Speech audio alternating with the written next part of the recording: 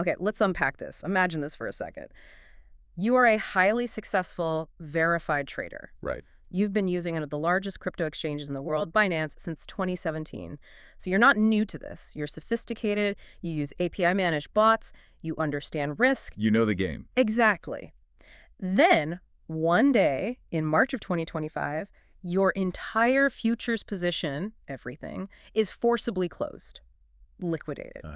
But it's not because the market crashed and you ran out of money. It's because the platform's own internal system decided you were bankrupt. And this is the key. It's the key because you can visually confirm you have thousands of dollars sitting right there, liquid, in your available funds. That is the core of the conflict. And it fundamentally shifts the conversation. Yeah. This isn't about user error or, market risk anymore. This is something far more serious. What is it? It's counterparty risk. It's about systemic integrity. When the system itself fails to follow its own rules, the consequences can be, well, catastrophic for the user. Absolutely. So this deep dive is customized specifically for you, the learner. Our mission today is to really dissect this high-stakes, highly documented conflict. It's between a long-term user identified only as UID 261-32606 and the crypto powerhouse Binance. And we have the documents to do it. We do. We are pulling all the key facts from 3 critical sources: the user's own public transparency record, which is incredibly detailed, excerpts from the formal settlement agreement, the NDA that they eventually signed, and records of their correspondence with the Dubai-based regulator, VAR. And what's so fascinating here is that the documents, when you put them all together, they reveal a specific and frankly a chilling pattern. Which is? Repeated operational failure is immediately met, not with a fix, not with remediation, but with contractual finality. With a legal document. Consent order. Essentially, yes. Yeah. So we need to focus really sharply on why the user believes this was a demonstrable technical system failure, not just a standard trading loss, and how the platforms strategically use these legal instruments like NDAs to contain the fallout and enforce silence. Right. This isn't about whether futures trading is risky. We all know it is. Of course. This is about whether a multi-billion-dollar platform has the right or even the structural ability to hide verified technical faults behind a wall of legal paper and, strategic deflection. So we have to understand the mechanism of the failure before we can even begin to understand the mechanism of the silence. Let's do that. Let's start right at the foundation of this whole technical dispute, with the chaotic sequence of events during that first incident in March 2025.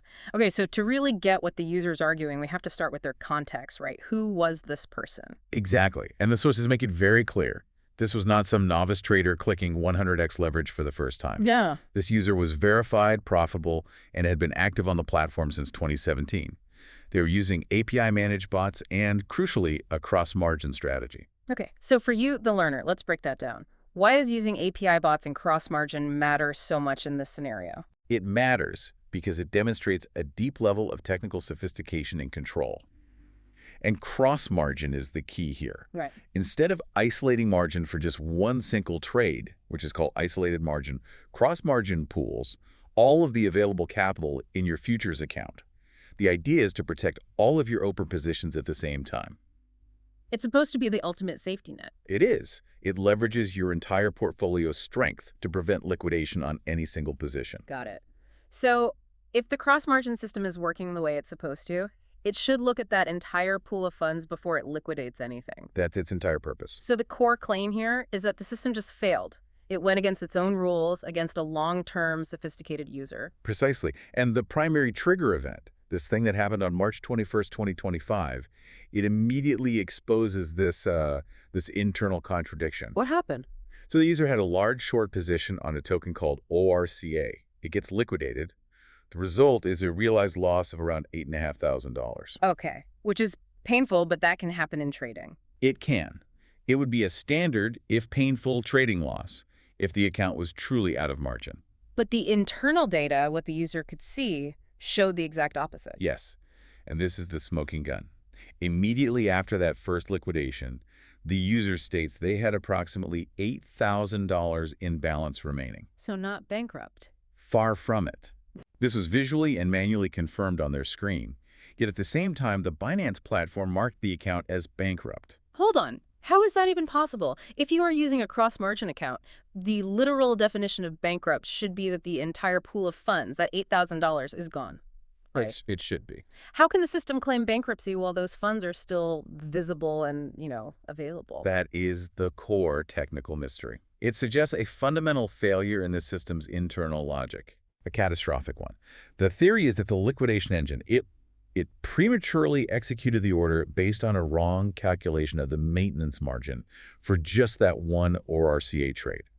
It somehow failed to correctly access or allocate the remaining capital pool that the cross-margin setting demanded. So the system looked at one position, panicked, and just labeled the entire portfolio insolvent. It ignored the $8,000 buffer completely. I mean, that contradiction is already damning. But the user didn't just sit there. They immediately did something that basically forced the system to prove its own lie. Right, the unjustified reentry and the cascade that followed. Tell us about that. This reentry is just crucial evidence. Within less than 60 seconds of that first ORCA liquidation. So Immediately. The user leveraged the remaining balance, that very $8,000 the system supposedly ignored, to open another ORCA short position. This one was valued at about $30,000 in size. Wow. Okay, that is the ultimate test of solvency. If your account had truly hit zero or been irrevocably marked bankrupt, opening a $30,000 position should have been completely impossible. Impossible. The trade itself is proof of available capital. The system allowed it. It did. The user explicitly proves the account was not bankrupt, and that the platform's internal classification was totally inconsistent with the visible, functional capital in the account. But what did the system do then? Well, its reaction was swift and devastating. Within 2 minutes of opening that second position, the entire situation just collapsed. Everything got liquidated. Everything. All open positions were liquidated almost instantly. The new ORCA position, a separate MANTA position they had, and all 10 of their API-managed bot positions. Gone. And the account was, once again, labeled bankrupt. So the system failed. The user proved it failed by re-entering a trade, and then the system just doubled down on its own error and wiped the account anyway. That's a sequence of events. The loss itself is technical, but what came next, the fees, that feels like financial proof of something deeper, something more corrupt going on.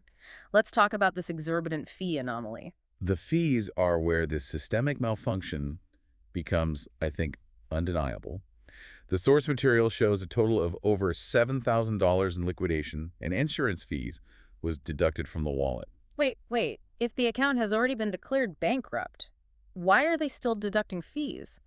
Isn't the whole point of an insurance fund to cover losses when a user can't pay? It is. Which would mean fees shouldn't apply to an account that's already been declared bankrupt. That is precisely the user's argument.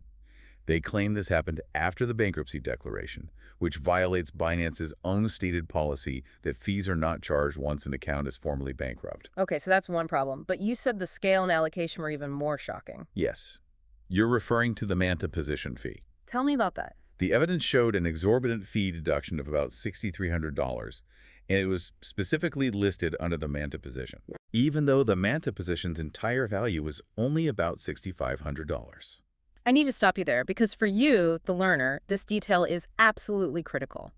If the MANTA position was worth $6,500 and the fee taken was $6,300, that implies the commission they deducted was almost 100% of the trade's value. How can a platform possibly justify a fee structure that high? They can't.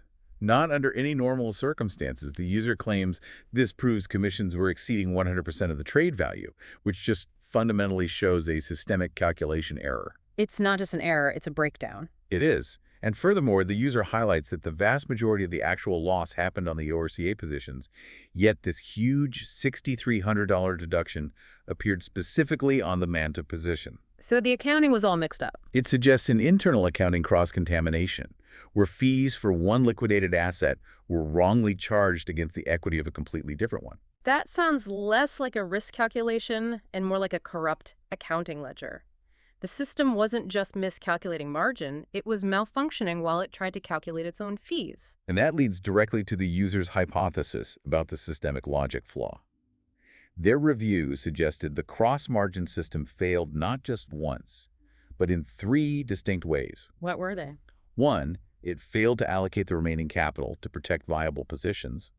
2, it inaccurately calculated the fee margin, causing these massive overcharges. Right. And 3, the liquidation sequence implied the system either pre-reserved a huge chunk of margin just for fee collection, or it just fundamentally failed to detect the real available balance. Which led to this catastrophic breakdown that, based on their own rules, should never have happened. It should have been impossible. So the technical argument is comprehensive.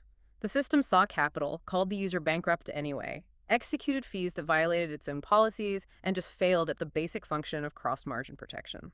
And this strong technical basis is what they took into their complaint, which leads us directly to how the platform reacted when faced with this powerful evidence. So now that we've established the technical foundation of the failure, we move into the pre-settlement phase. This is all about the interaction, the involvement of the regulator, VARA, and the pressure campaign that resulted in the user signing an NDA. This part sounds like a corporate playbook.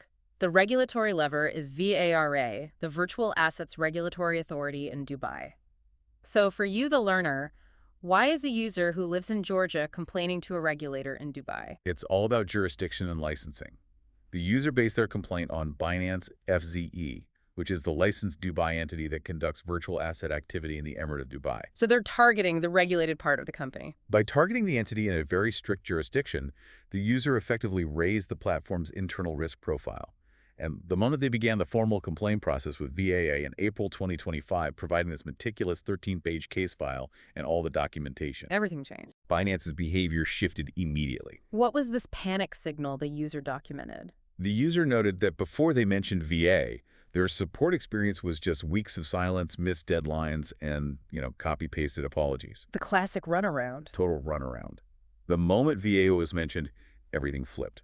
Binance support agents started rotating rapidly, an escalation team suddenly appeared out of nowhere, and the tone switched dramatically from deflection to extreme urgency and politeness. Wow. That sudden switch proved, according to the user, that regulatory risk was the only lever that actually commanded management's attention. It sounds like they weren't interested in the merits of the case at all, just the risk of someone official looking over their shoulder. Precisely. They were just trying to manage the external threat. And the urgency only lasted until Binance confirmed the user was not a UAE resident. Once they realized VAO's jurisdictional reach might be limited because the complainant wasn't local, support just reverted right back to silence and the same old deflections. They calculated the risk had gone down. They did. But before that silence returned completely, the legal team jumped in with what the user calls a coercive settlement offer. This was in April 2025. What was the motivation there? The user staged that Binance's legal team urgently, and I mean urgently, offered an immediate NDA and settlement. This was after ignoring the user for weeks and missing their own deadlines. And what was the condition?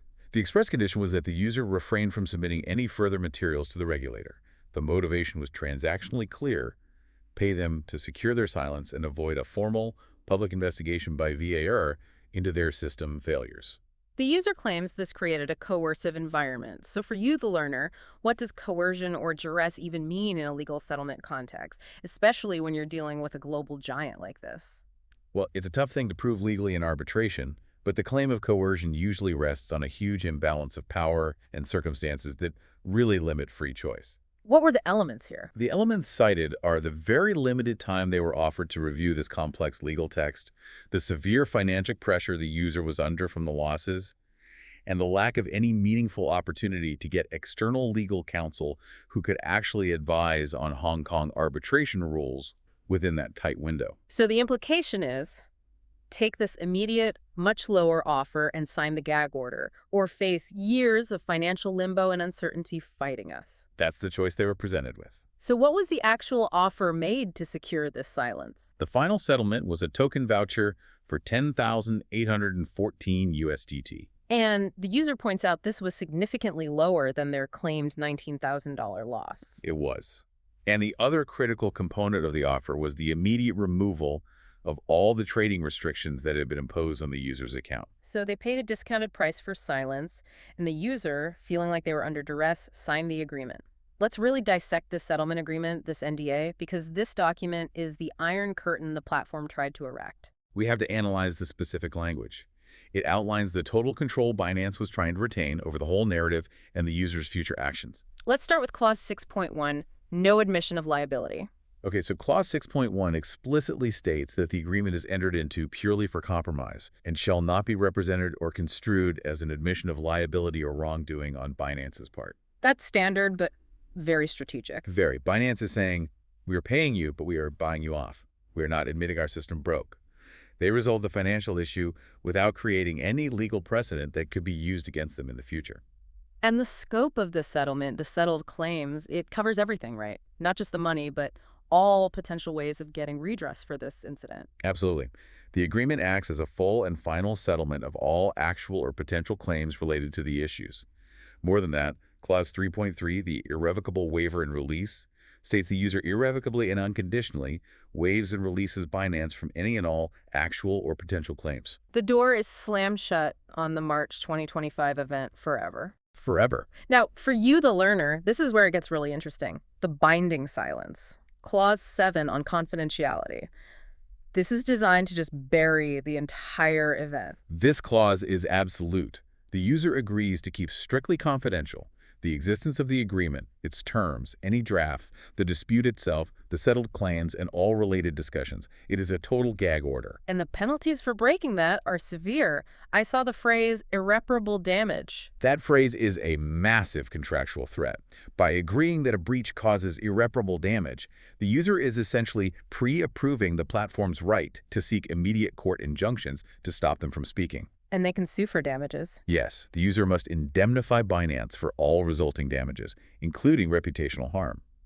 For a private individual, that threat facing a global legal team demanding undefined amounts of money for reputation loss is the ultimate chilling effect. It's designed to make you think twice before even telling your spouse the details. In Clause 8, the non-disparagement clause, that's even broader than confidentiality, isn't it? It is. Confidentiality covers the facts of the settlement. Non-disparagement covers your opinion and your critique. So what does it say?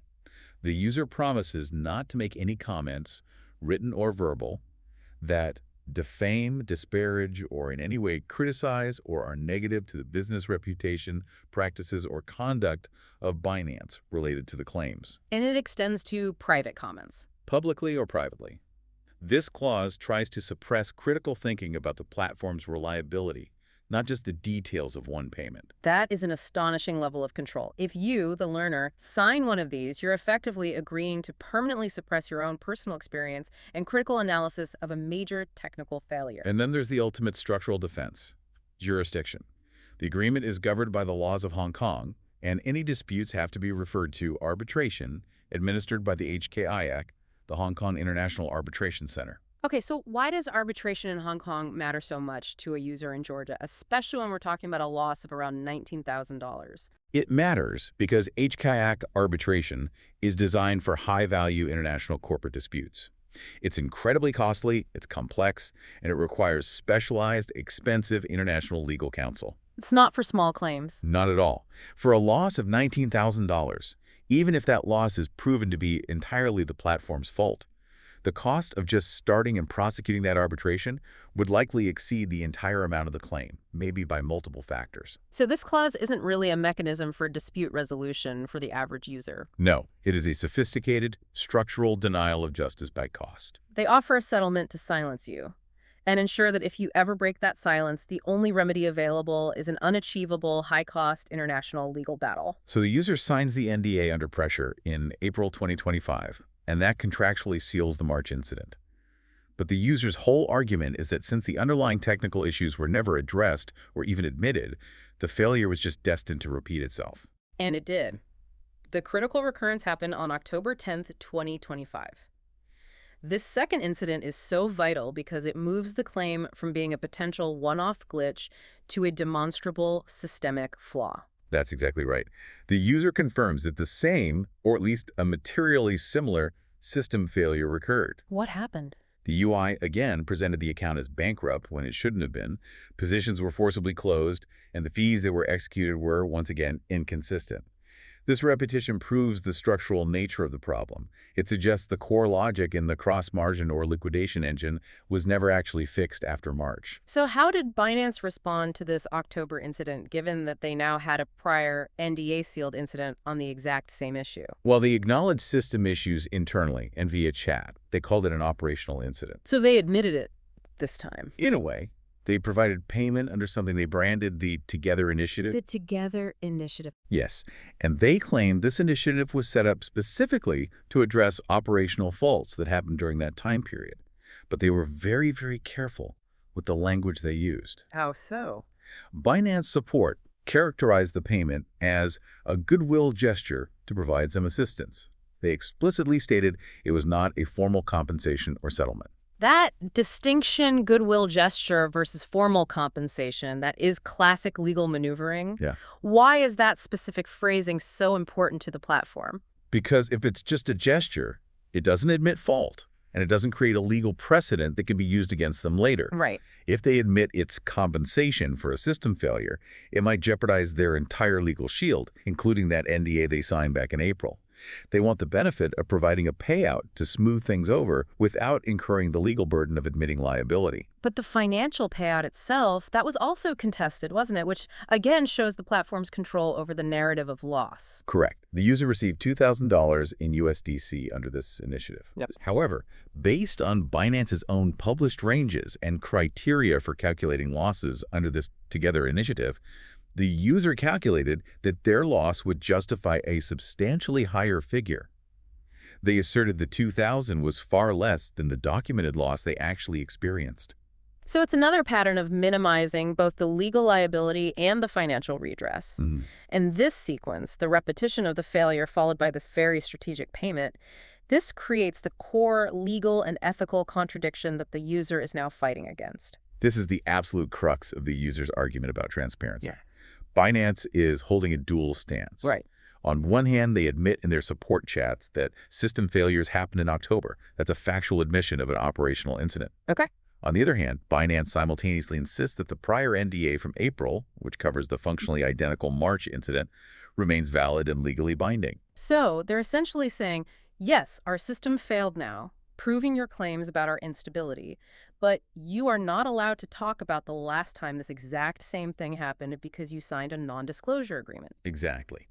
The user highlights that this practice acknowledging current operational faults while aggressively enforcing silence from prior similar settlements is, in their words, legally and ethically hollow. It's just an unsustainable position for a regulated financial entity that claims to value transparency. So what's the practical effect of this maneuver for you, the learner? The practical effect is that it completely shields internal process failures from any meaningful contractual remedy or public transparency.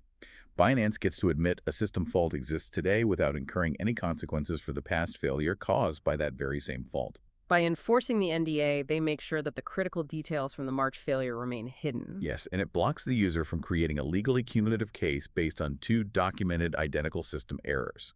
And the user argues this behavior is completely inconsistent with the standards of fair dealing and transparency that are required by modern regulators, especially VI in the UAE. Precisely. It demonstrates a culture of managing communication just to protect liability, rather than fostering genuine accountability and system stability. Let's pivot to the eventual regulatory outcome then. Given that Binance confirmed the user wasn't a UAE resident, was VI still effective, or did the NDA and all this jurisdictional maneuvering just kill the complaint entirely? Well, despite all the legal maneuvering and Binance's attempts to use jurisdiction to weaken the VRA complaint, the user noted a really significant long-term impact on the regulatory landscape. What was that? VRA eventually utilized that comprehensive 13-page case file and all the documentation the user provided to set new benchmarks and initiate a reform in its own policy. A reform about what? Concerning user safeguards and the management of systemic risks within the emirate. That is a crucial takeaway for you, the learner. Even when you're facing a binding NDA and jurisdictional challenges, the simple act of compiling evidence and submitting a formal complaint can have a profound public value.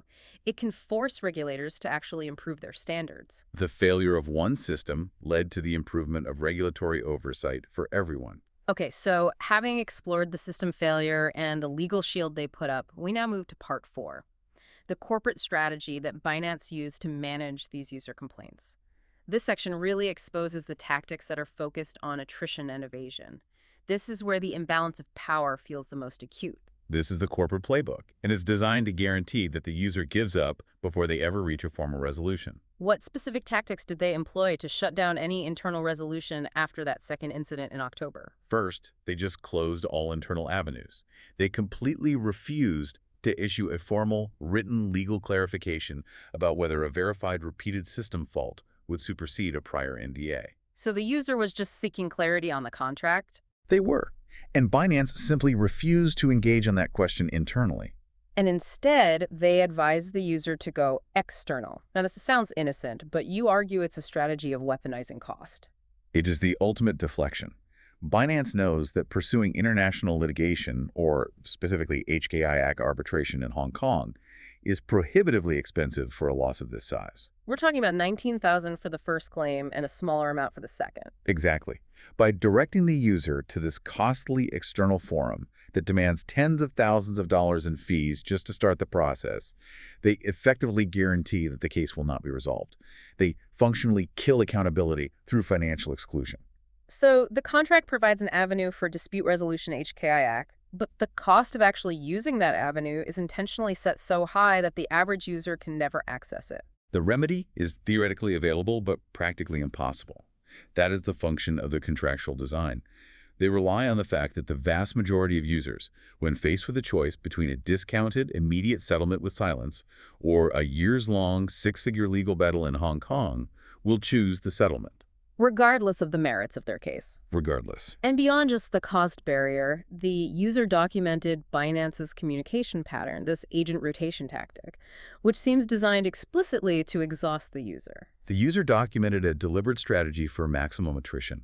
They noted repeated delays, sudden periods of silence, polite but vague deflections, and constantly transferring their chats between 6 or 7 different agents. I want to just dwell on that for a moment. That's not just bad customer service, that's administrative cruelty. Can you imagine spending weeks repeating the same detailed, complex, technical, and legal story over and over again to a new person who has zero context? The user explicitly labeled this tactic as an attempt to exhaust users into giving up. It forces you to expend massive amounts of time and emotional energy just fighting the process, rather than fighting the core issue. It is a highly effective, yet incredibly demoralizing form of internal denial of service. And the deflection didn't just stop at process, it extended to character assassination, which is where this gambler profiling tactic comes in. Right. During the dispute review, the user was suddenly told that they had a gambler status and was subsequently placed in the responsible trading program. Which limited their trading. It limited their ability to engage in certain futures trading. The timing of that is highly suspicious. Was this classification used to explain why the liquidation happened? The user argues exactly that. They claim this label was assigned retroactively, or at least highlighted and enforced during the dispute review process. And it served one primary function: to protect Binance from liability by implicitly blaming the user's trading style, rather than acknowledging the system fault. Retroactive blame shifting. Yeah, that's what they call it. And the users strongly rejected this profile, right? They argued their strategy was sophisticated, not reckless. How did they counter that gambler label? The user argued the profile is subjective and totally unfair. They explained they use a well-defined risk management strategy that involves cross-margin and manual hedging. They clarify that choosing higher leverage wasn't about increasing risk. What was it about then? It was a strategic choice, designed to reduce margin lockup. It's an efficiency tool for a professional trader, using the full portfolio to minimize capital that's just sitting idle. Context, the user argues, that Binance never bothered to verify. So Binance just looked at a number high leverage and applied this generic derogatory label, gambler, without understanding the complex portfolio-level risk management strategy underneath it all. Precisely. And the implication is severe. If Binance is using vague, internal, unverified labels like gambler to affect customer support treatment, or even worse, to potentially trigger harsher liquidation protocols, it suggests a profound lack of transparency. Users are being flagged, blamed, and penalized without context. And it serves as a convenient mechanism to deflect liability from internal systemic failure. And as the user noted, if Binance truly believed they were a high-risk trader, they should have intervened before the account was liquidated, not 6 months after the first incident during the dispute process. It makes the label look entirely like liability protection, not user protection. So we now arrive at the final analytical section. This is where the user, having exhausted all of these internal avenues, formalized their demands for transparency into a definitive set of questions. Questions that Binance consistently refused to answer in writing. Exactly. And this list It crystallizes precisely what the platform is hiding. For you, the learner, these 9 questions are critical because they define the necessary data points you would need to verify or refute any claim of systemic failure against a trading platform. So, what was the user demanding about that bankruptcy contradiction? The first demand was very direct. How was a $30,000 position opened if the account was declared bankrupt after the first liquidation? This demands an explanation of their internal state machine. Why did the system's ledger show solvency for opening a trade, but insolvency for maintaining the margin pool, They need to explain the lag. or the inconsistency in their real-time margin checks? And the fee violation was number 2 and 3. What technical data was requested there? Question 2. Why were over $7,000 in clearance fees deducted after the bankruptcy declaration, allegedly violating Binance's own policy? This requires access to the exact liquidation fee policy logs and transaction timestamps to see when the fee was deducted versus when the bankruptcy flag was applied. And question 3. Why did the Manda position reflect ORCA-related fees, creating all this accounting confusion? This asks for the internal accounting log to prove the alleged cross-contamination of fee charges, which is powerful evidence of calculation corruption. Those questions demand access to the platform's proprietary backend ledger. So what about the core function of the system, the cross-margin failure? What were the key questions there? Question 4 addressed the fundamental failure. Why did the cross-margin system fail to allocate available funds to protect viable positions? The user's asking for the proprietary logic sequence. Show us the code that was supposed to check the $8,000 buffer and then didn't. Question 5 followed up on the speed of the collapse. How does the cascading liquidation logic bypass real-time margin checks so rapidly? This probes the system's ability to execute a full portfolio liquidation in under 2 minutes, suggesting an overly aggressive or flawed cascade function. The next question touches on the integrity of the platform's financial safety net, the insurance fund. Exactly. Question 6 was, how did the insurance fund logic justify charging from a bankrupt user? This demands clarification on the rules surrounding the insurance fund's interaction with liquidated accounts. If the fund is meant to pay for negative balances, it shouldn't be aggressively charging fees to users who have already lost all their capital. And moving to this strategic deflection, the user challenged the timing of their profiling. Question 7 was very direct. Why was the user flagged under responsible trading during the dispute review and not before? They're demanding transparency on the internal decision-making process for client profiling, trying to prove the label was applied retroactively as a liability defense. And the final 2 questions, these are the core of the fight for data and for legal viability. Question 8. Where is the internal timestamp data? The margin, balance, usage, fee deduction timing, all the data required for an independent legal review. This is the most crucial request. Without this granular timestamps ledger data, the user has only their memory and a final screen snapshot. They can't possibly prove their case against proprietary code and arbitration without it. They can't. And question 9 brings us right back to the corruption of the fee structure. What was it? A request for the exact formula used to calculate that $6,500 fee and clarification on whether it complies with internal margin policies. The user is demanding the proprietary algorithm itself, or at least the variables and constant values used, to prove the deduction was mathematically erroneous and exceeded the position's value. These are not vague complaints. These are forensic demands.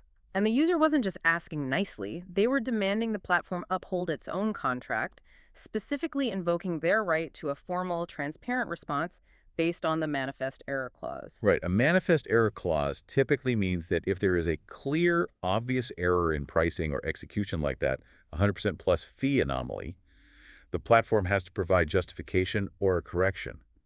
By invoking this, the user forced Binance to either admit the error or provide the data to prove it wasn't done. And they also invoked their right to dispute resolution and the right to request their account history. They did. They tried to fight the system using the platform's own terms of service. But Binance's response was just to retreat behind the other half of the contract, the contractual shields designed to protect the platform. For you, the learner, this is probably the most important legal knowledge to get from this deep dive. We have to highlight the contractual defenses Binance can and likely will invoke, even if the system error is eventually proven.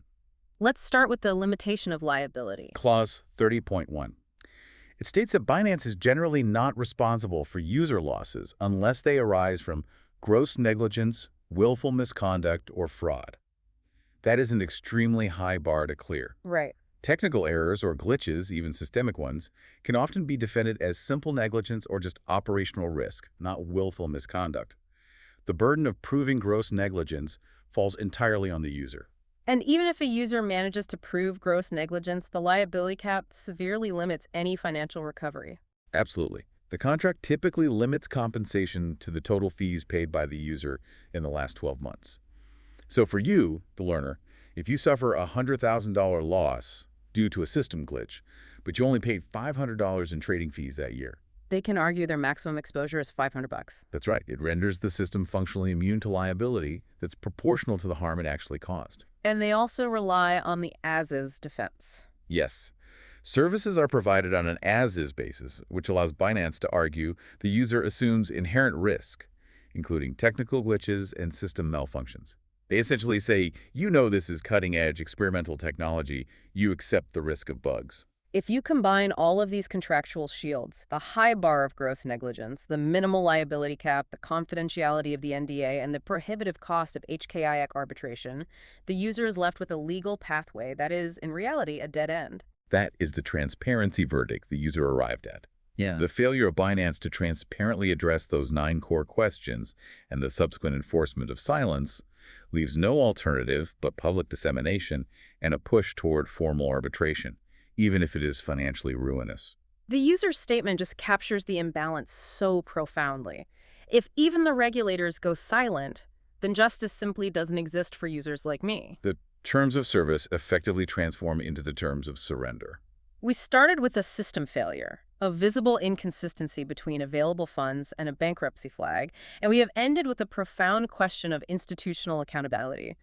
The saga of this one user, UID 26132606, it provides a complete roadmap of the multi-layered defense system that a global exchange can employ when it's facing a critical technical failure. The core pattern here is, I think, undeniable for you, the learner. Yeah. First, there is technical opacity, where essential audit data, the liquidation logs, the fee formulas, the timestamps are all strategically withheld. Second, there is retroactive blame shifting, which we saw with the gambler label applied during the dispute review, just to deflect liability from the platform's code onto the user's behavior. And third, there is the legal apparatus, Mm-hmm. the binding NDAs and the high-cost foreign arbitration requirements, all designed explicitly to exhaust, to isolate, and to silence the user. And as we saw, these shields only briefly broke down when a key regulator like VARA got involved.